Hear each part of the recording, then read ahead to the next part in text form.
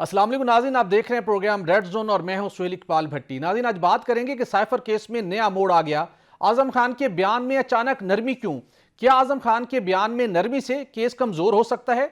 और बानी पीटीआई भी अपने साबिक सेक्रेटरी के बयान से खुश हुए और दौरान समात आजम खान को थपकी भी दी। और इसके साथ बात करेंगे कि बिलावल भुट्टो आज लाहौर में खिताब करते हुए बिलाखिर दिल की ख्वाहिश जबान पर ले ही आए। बिलावल भुट्टो ने पीटीआई कारकुनों से ताउन मांग लिया है। क्या पीपल्स पार्टी के लिए पंजाब में पीटीआई की सपोर्ट नागुज़ीर हो चुकी है? और इसके साथ बात करेंगे कि क्या पीपल्स पार्टी आज़ाद उम्मीदवारों पर इन्हिसार कर रही है और इसकी वजह क्या है। और इसके साथ आपको बताएंगे कि शहबाज शरीफ का आम इंतखाबात में सादा अक्सरियत हासिल करने का दावा सामने आया है, लेकिन नून लीग ने 51 कौमी असम्बली की सीटों पर टिकट ही जारी नहीं किए।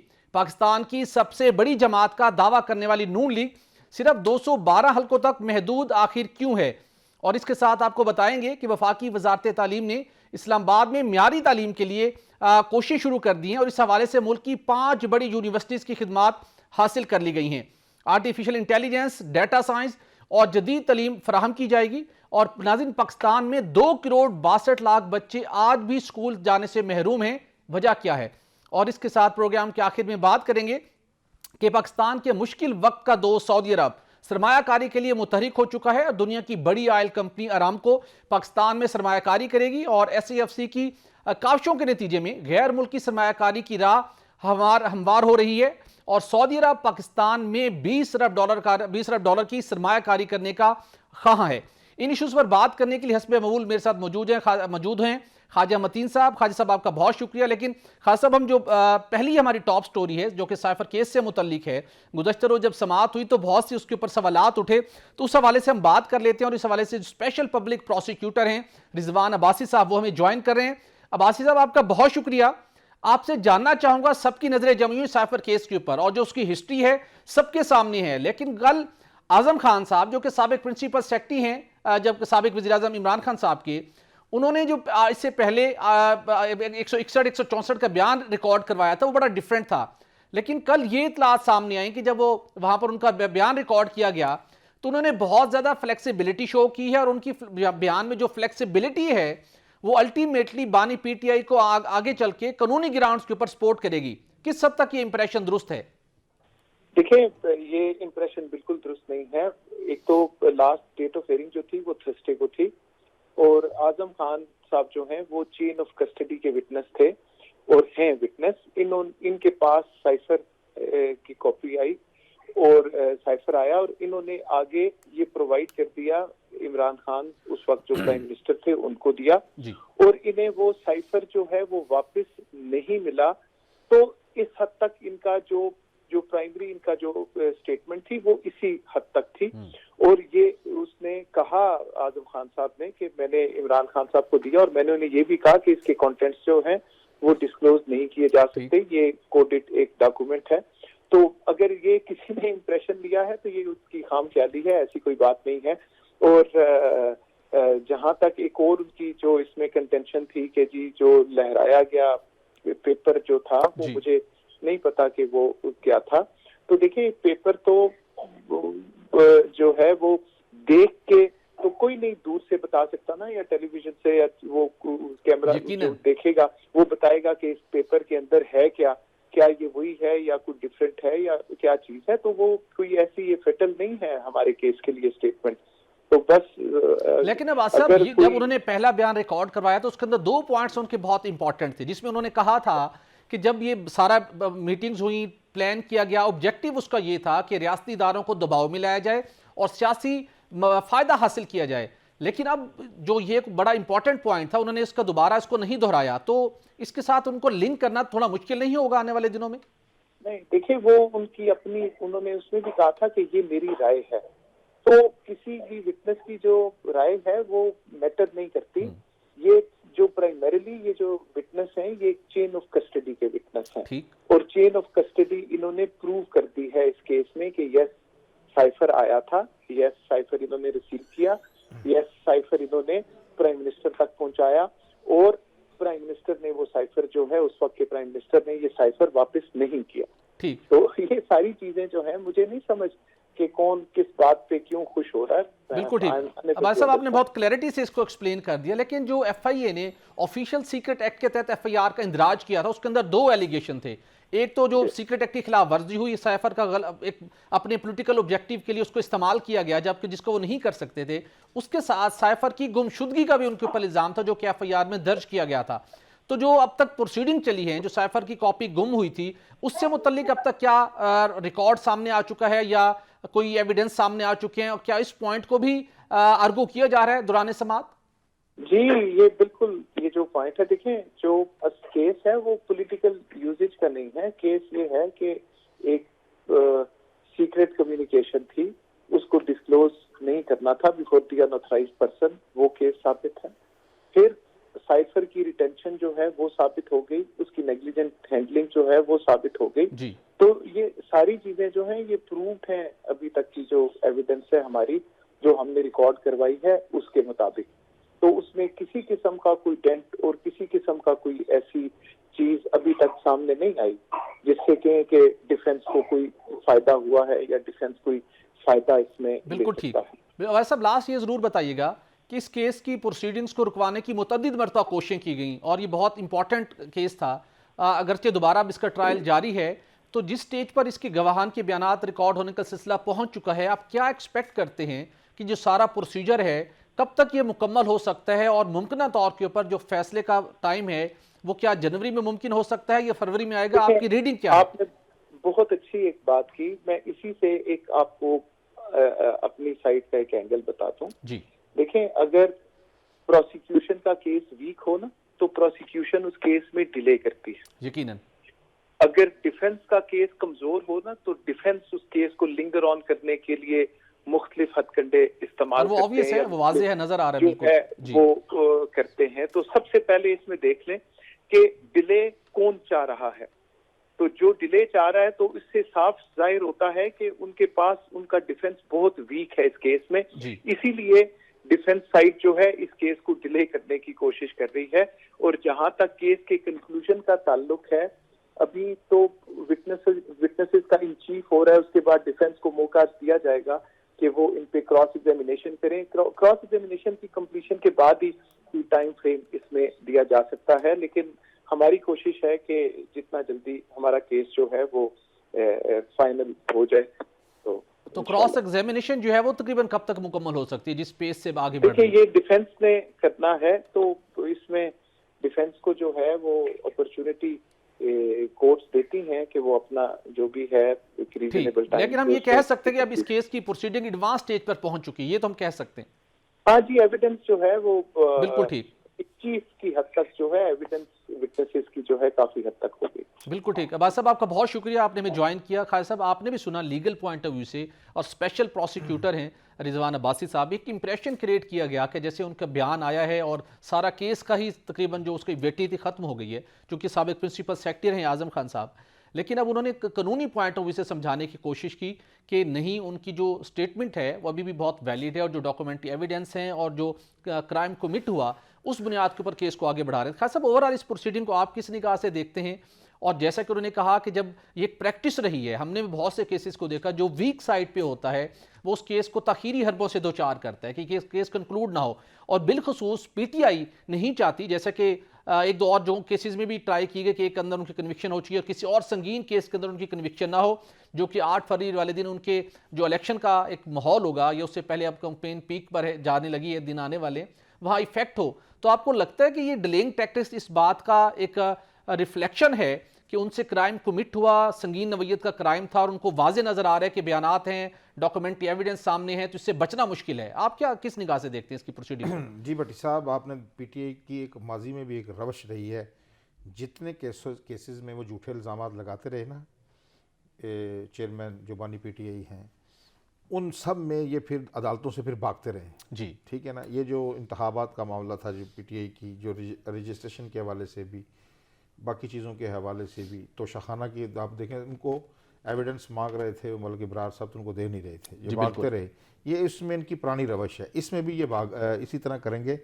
मतलब मंझे हुए खिलाड़ी हैं तखीरी अरबों की। इनके वकला का एक ही इनके पास आर्गूमेंट है कि तखीरी अरबेज में आ जाए। देखा नहीं आपने, उन्होंने लीगल टीम तब्दील कर दी। क्यों?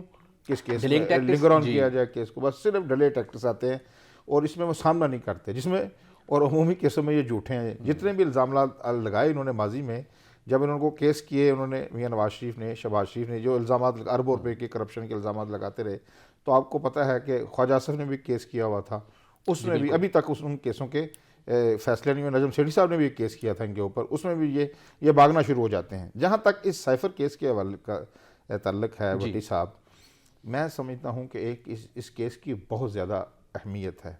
बिल्कुल सही। ये देखें, ये एक कोई कुछ मामलात होते हैं जो रियासत के साथ मामलात आपके जुड़े होते हैं, कुछ हैं हुकूमती अमूर जिसे हमारे जो हुक्मरान बनते हैं उसको सर अंजाम देते हैं, लेकिन इनसे हल्फ लिया जाता है। आपको पता है कि ये चीज़ें सीक्रेट हैं, इनको मैं अपने ज़ाती यानी कि मफादात के लिए और पॉलिटिकल मफादत के लिए इस्तेमाल नहीं करूँगा।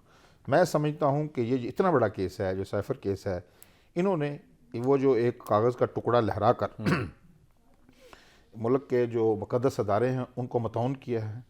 जो बड़े बड़े लोग ओहदों पर बैठे हुए थे, उस ये अपनी पॉलिटिकल जो उनकी एक वर्थ है जी, उसका सहारा लेकर अपने जो अंधे फॉलोअर्स हैं उनको गुमराह करने के लिए, इनको अगर इस केस में सजा ना हुई भट्टी साहब, तो आने वाले दिनों में कोई भी शख्स कोई भी सीक्रेट कोई चीज़ उठाएगा जी, इस मुल्क के साथ, ये मुल्क 2 लख्त हो चुका है भट्टी साहब, हमारे साथ बड़े बड़े सानहात हो चुके हैं।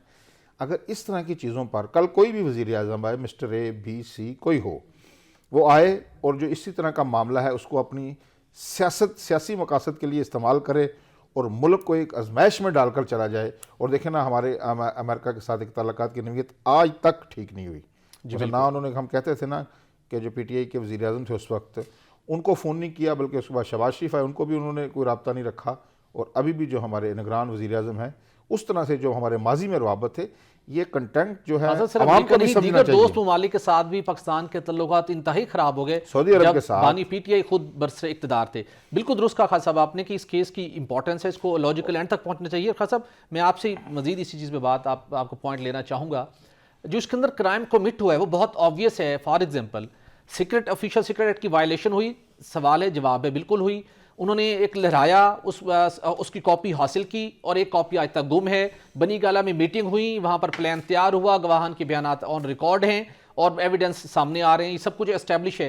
तो जो FIR का इंदराज हुआ, जो माजी में सियासतदानों पे FIR होती है, उसमें सस्टेनेबल डॉक्यूमेंट्री एविडेंस नहीं होते। लेकिन यहाँ पे हम क्या देखते हैं कि साइफर की कॉपी गुमशुदगी स्टैब्लिश्ड है, वहाँ पर उसका मिसयूज हुआ, ऑफिशियल सीक्रेट की वायलेशन हुई, स्टैब्लिश्ड है। तो ये केस तो लॉजिकल एंड तक जाएगा। और उसके साथ खास एक और कॉपी, जब ये खुद प्राइम मिनिस्टर थे, इन्होंने kabinah के लिए मंगवाई थी, वहां पर डिस्कशन करने के बाद उस कॉपी को सील करवा दिया गया था।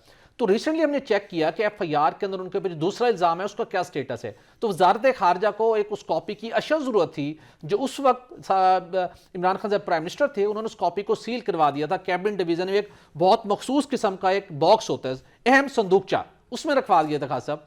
अब ये पता चला है कि जब उसको तलाश करने की कोशिश की गई तो बड़ी मुश्किल से पता चला कि कैबिनेट डिवीजन की बेसमेंट में, जहां पे एक मखसूस एक स्ट्रांग रूम है, वहां पर यह संदूक मौजूद था। उससे बड़ी मुश्किल से इसको तलाश किया गया और ड्यू प्रोसेस फॉलो करने के बाद रूल्स ऑफ बिजनेस के मुताबिक कैबिनेट की मीटिंग कंडक्ट की गई निगरान वज़ीर आज़म अनवारुल हक काकड़ की सरबराही में।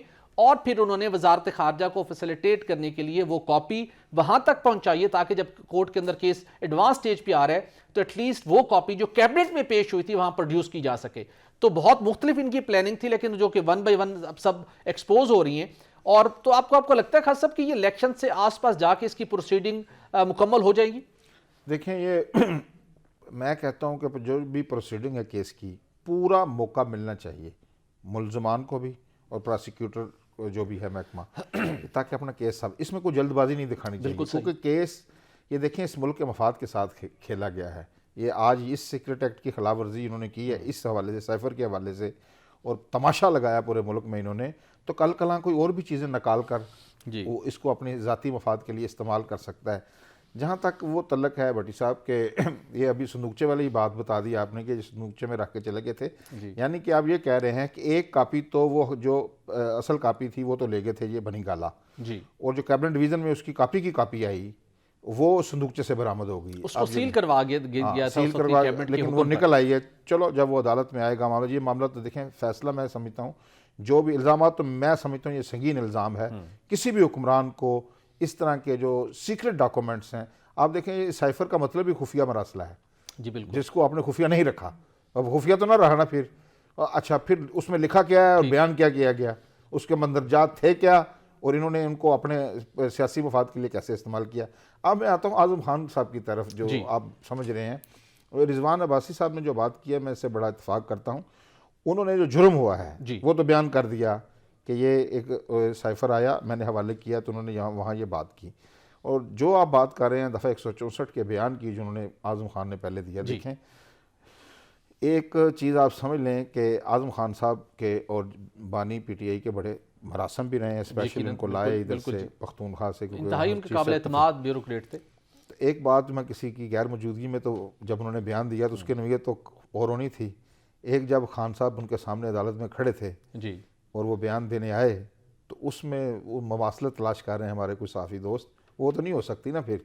वो लेकिन जिस अंदाज में थपकी दी खासा, वो बताए ना, वो चलो वो फिर देखें, उन्होंने समझा कि चलो मेरा हया किया, इन्होंने खुश हुए। लेकिन वो जो असल बात है जिसके लिए गवाही दी, बुलाया गया था ना, मैं आपको बताऊं, वो गवाही तो उन्होंने दे दी कि ये आया था साइफर, मैंने हवाले, यही उनकी गवाही थी। बिल्कुल। इससे इम्पैक्ट क्या हुआ, किस किस अदारे को उन्होंने टारगेट करने की बात की, सिक्योरिटी फोर्सेस के अदारों की, वो तो इसका सवाल आया ही नहीं है ना। तो उन्होंने अपने सवाल का जवाब दे दिया है। ये मैं समझता हूँ ये खुशफहमी है बानी पीटीआई को, असल में उनकी गवाही जो है वो हो गई है। बिल्कुल ठीक है, उनकी गवाही हो गई है। नाज़रीन, यहाँ पर एक ब्रेक लेंगे और ये वाजे करते चलें कि बानी पीटीआई खुश ज़रूर हों, लेकिन खुशफहमी में उनको नहीं रहना चाहिए। जिस संगीन नौयत का जुर्म का उनसे मुर्तकिब हुए, जिस संगीन नौयत के जुर्म के, और उसके जो डॉक्यूमेंट्री एविडेंस है, उसके मुताबिक ये केस अपने लॉजिकल एंड तक ज़रूर पहुँचेगा। नाज़रीन, यहाँ पर एक ब्रेक लेंगे और ब्रेक के बाद बात करेंगे कि बिलावल भुट्टो बिल आखिर दिल की ख्वाहिश ज़बान पर ले ही आए। वो क्या ख्वाहिश है और वो चाहते क्या हैं, उसके ऊपर तफसील से बात करेंगे। स्टे विद अस।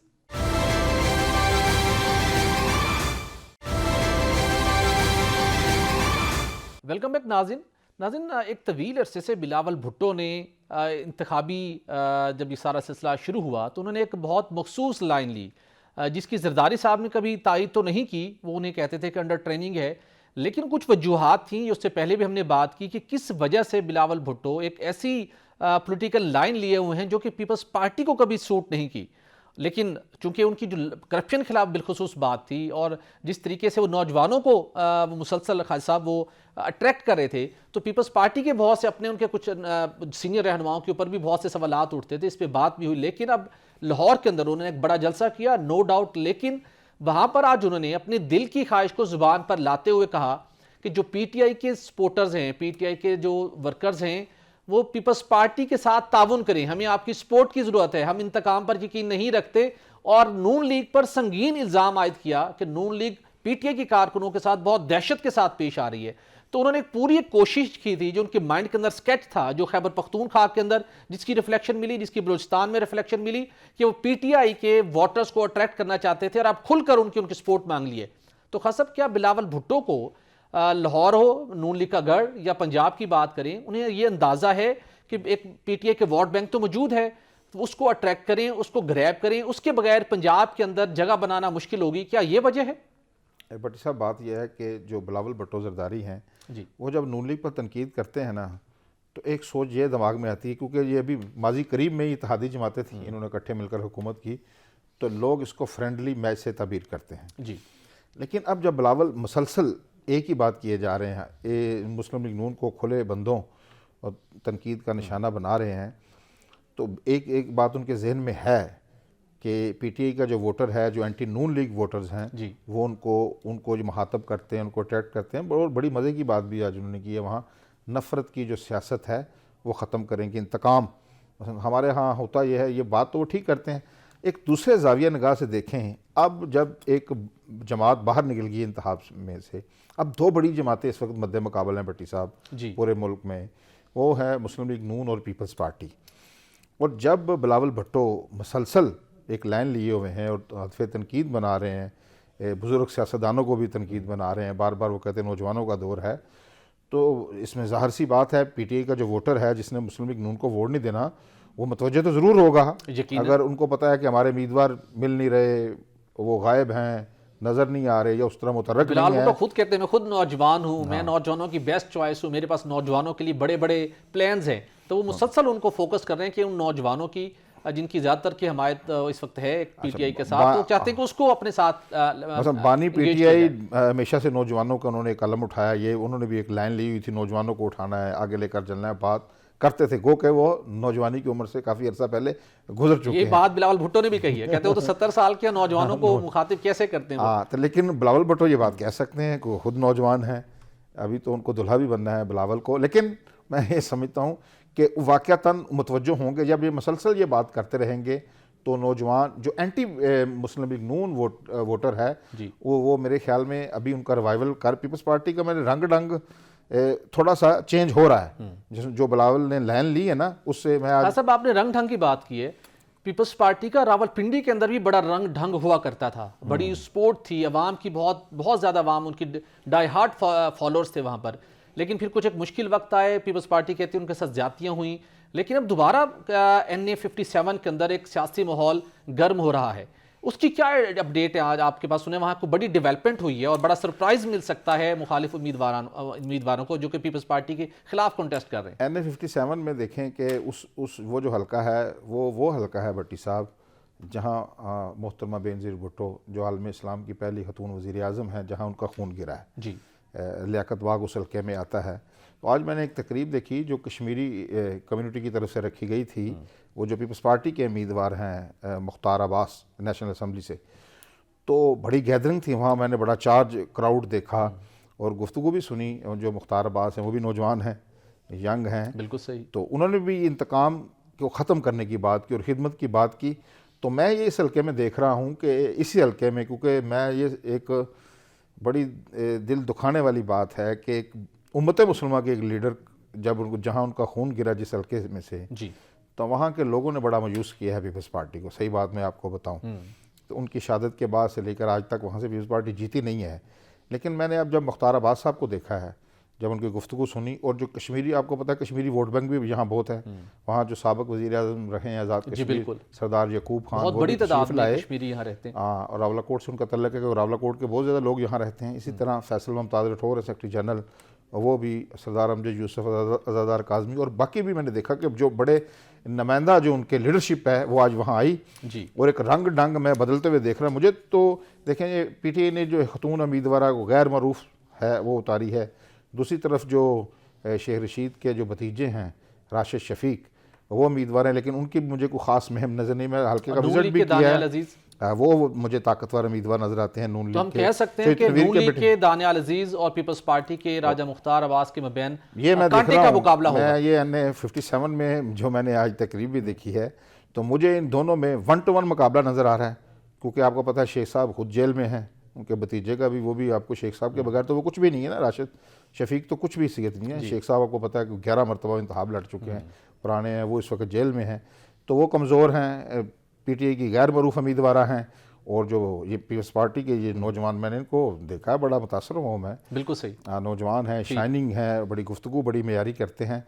तो इस हल्के में मैं समझता हूँ, मेरा तजिया ये है कि बैरिस्टर जो दानियाल अजीज़ हैं और जो मुख्तार अब्बास, इनमें 1-to-1 कड़ा मुकाबला देखने को मिलेगा। बाकी तो फैसला तो देखें वोटर्स ने करना है। बिल्कुल ठीक, हाँ, तो वो देखेंगे 8 फरवरी को बिल्कुल सही, बक्सों में क्या निकलता बिल्कुल ठीक। तो राजा मुख्तार अब्बास जो खुद नौजवान हैं, अवामी खिदमत पर दिल से यकीन रखते हैं और उसके साथ साथ विजनरी एक लीडर हैं, और उसके साथ साथ नफ़रत की सियासत पर यकीन नहीं रखते, और वो समझते हैं कि जो यहाँ पर एक हमारे समाजी तकसीम हुई उस जिस सियासत की वजह से, उस सियासत पर भी यकीन नहीं रखते। तो बहरहाल आपके दुरुस्त खासा आपकी असेसमेंट है कि नून लीग और पीपल्स पार्टी के उम्मीदवार के मबैन बहुत सख्त मुकाबला होगा। आप देखते हैं कौन किस तरीके के साथ अपने वोटर्स को मजीद कन्विंस करके उस दिन घरों से बाहर निकालने में कामयाब होता है। नाज़रीन, यहाँ पर एक ब्रेक लेंगे और ब्रेक के बाद बताएंगे कि पाकिस्तान के अंदर जो करोड़ों की तादाद में भी बच्चे हैं जो स्कूल से बाहर हैं, लेकिन इस्लामाबाद के अंदर जदीद तलीम के फ़रोग के लिए एक बड़ा स्टेप लिया गया है। वो क्या स्टेप है, कैसे इस्लामाबाद के अंदर लोगों को म्यारी तलीम के मौके फराहम किए जा रहे हैं, क्या स्ट्रेटजी, उसके ऊपर तफसील से बात करेंगे। स्टे विद अस।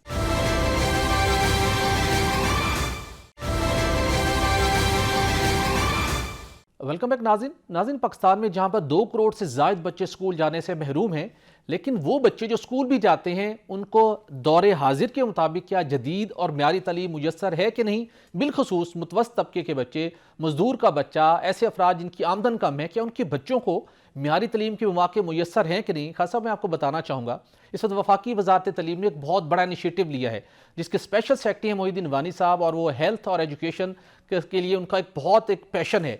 वो chief secretary Gilgit Baltistan appoint हुए, वहाँ पर उन्होंने हेल्थ और एजुकेशन सेक्टर का वहाँ पर इनकलाब लेके आए। और आज भी गिलगित बल्तिस्तान की, जहाँ पर गवर्नमेंट पीटीआई की थी, जिस डेडिकेशन के साथ काम किया, एक सक्सेस स्टोरी बन चुकी है। वो वापस आए और आने के साथ ही उन्होंने F61 के अंदर एक स्कूल है, वहाँ से गवर्नमेंट का स्कूल था जहाँ पर बहुत गरीब बच्चे पढ़ने के लिए आते थे, लेकिन उन्होंने उस स्कूल को, जिसका इंफ्रास्ट्रक्चर मौजूद था लेकिन उस लेवल का नहीं था, उन्होंने 1 माह के अंदर उस पूरे स्कूल को बदल कर रख दिया।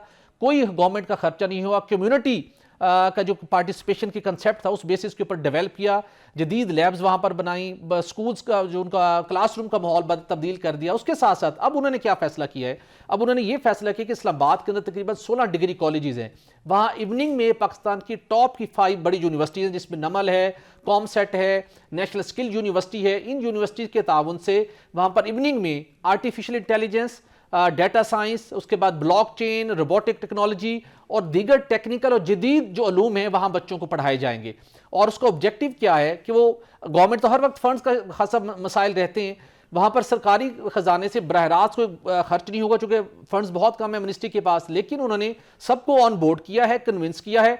टैफ्टा के जरिए से इस ख्वाब को अमली जामा पहनाने की फैसला किया गया। और दुनिया भर के अंदर, खास साहब आप पाकिस्तान में आज बैठे हो, आप टेक्निकली वेल इक्विप्ड हैं, आपका आईटी के ऊपर आपको ग्रिप हासिल है, आपको आर्टिफिशियल इंटेलिजेंस के ऊपर आपको ग्रिप हासिल है, तो यहाँ बैठकर भी आप न सिर्फ पाकिस्तान के लिए खतीर ज़रिए मुबादला कमा सकते हैं, अपना और अपने ख़ानदान का मुस्तकबिल रोशन कर सकते हैं, और उसके साथ साथ बैरून मुमालिक भी आपको मौके मुयस्सर आ सकते हैं। लेकिन वो अब हमारे पास जो रवायती एक एजुकेशन थी ना, कि बच्चा स्कूल आ गया है, उसको रवायती आपने कायदा दे दिया, थोड़ा सा आपने पढ़ा दिया, अब वो compete नहीं कर सकता। इंटरनेशनल तो आप छोड़िए, वो आपके पाकिस्तान के अंदर जो कंपटीशन हो चुका है वो वहां पर compete नहीं कर सकता। तो उसको बहुत हाईली स्किल्ड और जदीद जो तालीम है उसको देने की अशद जरूरत है। तो उस प्लान के जरिए से उसको इंप्लीमेंट करने जा रहे हैं।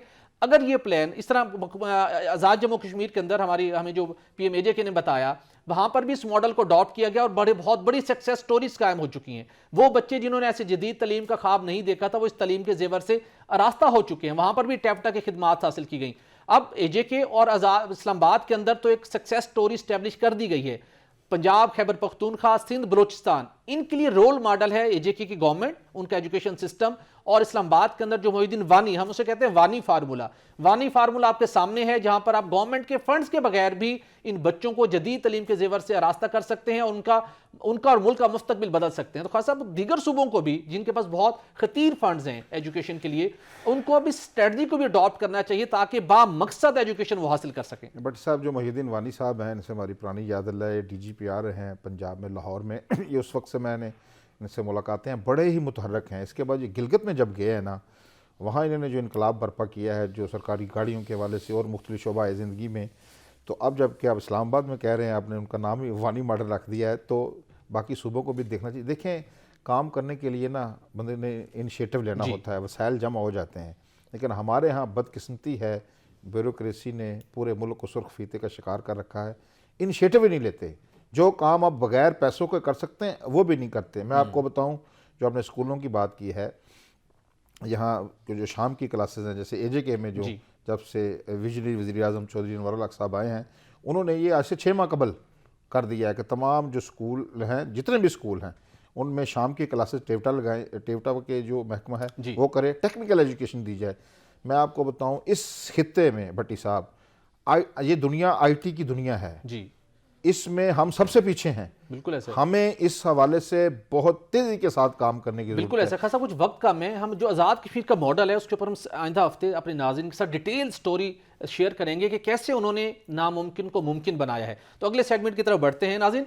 पाकिस्तान का मुश्किल वक्त दोस्त एक ही उसका नाम है, जिसका नाम है सऊदी अरब। हर मुश्किल दौर में, हर मुश्किल वक्त में पाकिस्तान का खालिद साहब सऊदी अरब ने साथ दिया, लेकिन अब रिसेंटली सऊदी अरब ने पाकिस्तान के जो मुआशी मुश्किलात थे, जहाँ पर डायरेक्टली हमने ज़र मुबादला के ज़खायर के अंदर उन्होंने कंट्रीब्यूट किया, उसके साथ साथ क्रेडिट फैसिलिटी दी आयल की, उसके साथ साथ अब पाकिस्तान में इन्वेस्टमेंट करने का सिलसिला भी बढ़ रहा है। और खास साहब एक ऐसे मौके के ऊपर जब पाकिस्तान से गैर मुल्की कंपनियां सियासी अदम इस्तेहकाम और हमारी कुछ गलत पॉलिसियों की वजह से वो मुल्क छोड़कर जा रही हैं, ऐसे मौके के ऊपर सऊदी अरब की बड़ी कंपनी, दुनिया की लीडिंग कंपनी अरामको ने, पाकिस्तान की कंपनी थी गो ऑयल मार्केटिंग कंपनी, उसमें उन्होंने 40% उसके अंदर शराकत दारी हासिल कर ली और पाकिस्तान के अंदर इन्वेस्टमेंट को मजीद फ़रोग दे रहे हैं। खास साहब सऊदी अरब वो मुल्क जब करारदाद पाकिस्तान पेश हुई थी, करारदाद पाकिस्तान उस वक्त उन्होंने उस वक्त से पाकिस्तान को दिलो जान से सपोर्ट करना शुरू किया। बड़े गहरे रवाबित। जी एग्जैक्टली, बड़े गहरे रवाबित हैं। उस वक्त किंग अब्दुल अजीज सऊद कराची आए थे, मुस्लिम लीग के रहनुमाओं से मुलाकात की और फुल सपोर्ट उन्होंने की। उसके बाद 1950 के अंदर पाकिस्तान के साथ प्रॉपर दोस्ती का मुआहिदा हुआ और उसके बाद हर मुश्किल वक्त के अंदर 65 की जंग हो या और पाकिस्तान के हालात खराब हो, हर मुश्किल दौर में सऊदी अरब ने पाकिस्तान का भरपूर साथ दिया, बड़े भाई होने की हैसियत से भी और इस्लामी बरादर मुल्क होने की हैसियत से भी बड़ी सपोर्ट रही। लेकिन अब रिसेंटली जब मोहम्मद बिन सलमान इवन पाकिस्तान आए, उन्होंने कहा था कि मैं सऊदी अरब में पाकिस्तान का सफीर हूं। इससे बड़ी कोई मेरे ख्याल में आपकी अचीवमेंट नहीं हो सकती। लेकिन नहल हुक्मरान ने ना उस तल को दरार डाली, खराब किया और वो हमने बदकिस्मती के साथ उसको दरार डाली, लेकिन अब दोबारा उनकी ग्रेटनेस थी, दोबारा हमारे तल्लुकात बेहतर हुए हैं। पाकिस्तान के अंदर $20 अरब सरमायाकारी करने के हवाले से सऊदी अरब एफर्ट्स कर रहा है। एमओयूज काफ़ी सारे हो चुके हैं, लेकिन पेट्रोकेमिकल के शोबे के अंदर भी 6 से 10 अरब डॉलर की सरमायाकारी करने की तैयारी हो चुकी है। और उसके साथ साथ आने वाले दिनों में मिनरल के शोबे के अंदर भी सऊदी अरब की तरफ से इम्कान है कि वो पाकिस्तान में रेकोडेक का मनसूबा हो या दीगर मनसूबे वहां पर वसी सरमायाकारी करेगा। लेकिन खास साहब जहां पर स्पेशल इन्वेस्टमेंट फैसिलिटेशन काउंसिल ने बड़ा लीडिंग रोल प्ले किया है, वो दोस्त ममालिक हों, दीगर इंटरनेशनल कंपनीज हो, जिनको बताया है कि पाकिस्तान के अंदर इनेबलिंग इन्वायरमेंट है, अट्रैक्टिव रिटर्न्स की ऑप्शंस मौजूद है, आप आइए पाकिस्तान में इन्वेस्टमेंट कीजिए। तो SIFC का भी बड़ा क्रेडिट है, जिसके अंदर सऊदी इन्वेस्टर्स को एक कॉन्फिडेंस मिला है, UAE की इन्वेस्टर्स को एक कॉन्फिडेंस मिला है, जो जिसकी वजह से वो आके पाकिस्तान में इन्वेस्ट करने के ऊपर अब वो सोच रहे हैं। तो इस अगर यही हमारी पॉलिसीज बरकरार रहीं और सरमायाकारों को तहफ़्फ़ुज़ हम देते रहे और अपना एक बेहतर हमने इस्लामी ममालिक के साथ अपना रिलेशन कायम रखे, बिलखसूस सऊदी अरब की इस इन्वेस्टमेंट को हमने अगर मद्देनजर रखें तो यकीनी तौर के ऊपर हमारे जो हालात हैं वो बहुत शॉर्टेस्ट टाइम में बदल सकते हैं। देखें, हमारा जो सऊदी अरब का और पाकिस्तान का जो रिश्ता रहा है ना, हम सऊदी अरब हमें इमदाद देता रहा है हमेशा से, ठीक है ना। ये हमें बड़ा पहले कर लेना चाहिए था। हमें सऊदी सरमायाकारी की ज़रूरत है इस मुल्क को। अब देर आए दुरुस्त आए, हमें हर मुश्किल वक्त में जब हमें IMF तंग कर रहा हो या कोई और मुल्क या दिवालिया होने के करीब हो, हमें कोई 3 अरब डॉलर वो हमने उसको कर रखना हो, फ्रीज़ कराना हो, कहीं रखने हो बैंकों में, वो हर तरह की हमें कर्जे रीशेड्यूल करता रहता है। जहाँ कहीं हमें ऑयल की ज़रूरत पड़ती है तो वो ऑयल भी भेज देता है। हर मुश्किल घड़ी में सऊदी अरब ने काम किया है। लेकिन ये जो अमदाद का रिश्ता है ना, इसको ख़त्म हो जाना चाहिए। हमें बड़े अरसे से ये काम करना चाहिए। हमें सऊदी अरब के साथ सरमायाकारी को बढ़ाना है। देखें, सऊदी अरब में ज़्यादा जो फ्रूट, सब्जियां, बाकी चीज़ें हैं, ये गंदम है, ये बहुत से मौके मौजूद हैं उस वहाँ पैदा नहीं होती, वो सारी उसने बरूने ममालिक से मंगानी है। यहाँ हम उनको वो चीज़ें जो दुनिया उन्हें प्रोवाइड कर रही है, जो इंडिया से ले रहे हैं या बांग्लादेश से ले रहे हैं या कहीं और से ले रहे हैं, वो पाकिस्तान बड़ा आसानी फराहम कर सकता है उनको। बिल्कुल ठीक। हमें उनके साथ सरमायाकारी बढ़ाना है। बिल्कुल ठीक। जब आप देखेंगे सऊदी अरब की सरमायाकारी आएगी तो हमें मैं समझता हूँ कि ज़्यादा और मुल्कों की ज़रूरत भी नहीं रहेगी। बिल्कुल दुरुस्त, ये रिश्ता मजबूत करना है। बिल्कुल दुरुस्त कहा, ये एक एतमाद का रिश्ता मजबूत से मजबूत और होना चाहिए और बेहतर सरमायाकारी की पॉलिसीज होनी चाहिए, इनेबलिंग इन्वायरमेंट होना चाहिए, जिससे सऊदी अरब के सरमायाकारों का पाकिस्तान इत्मीनान मजीद हासिल करे और दीगर शोबों के अंदर भी वो पाकिस्तान में सरमायाकारी करे और सऊदी अरब की मार्केट के अंदर जो पाकिस्तानी बिजनेस कम्युनिटी के लिए जो डिफरेंट ऑप्शंस हैं उन्हें भी फुली उनको यूटिलाइज करना चाहिए। नाज़रीन, आज के प्रोग्राम का वक्त खत्म हो जाता है, इजाज़त दीजिए, अल्लाह हाफिज़।